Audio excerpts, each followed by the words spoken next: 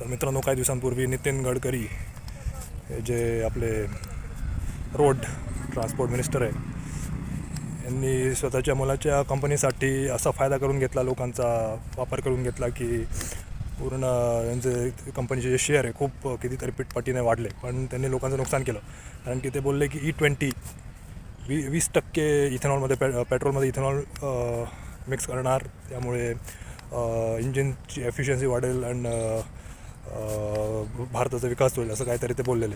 पण मी तुम्हाला सांगून देतो की जेवढे मोठे मोठे देश आहेत, जर्मनी असेल, अमेरिका असेल, 20% पेट्रोलमध्ये इथेनॉल मिक्स करतच नाही. हे फक्त 12% मिसळतात त्यात इथेनॉल.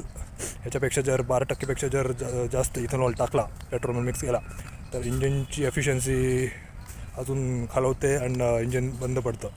प्रॉब्लेम सुरू होतो गाडीमध्ये, धुराचा प्रॉब्लेम अडचून भरपूर काय.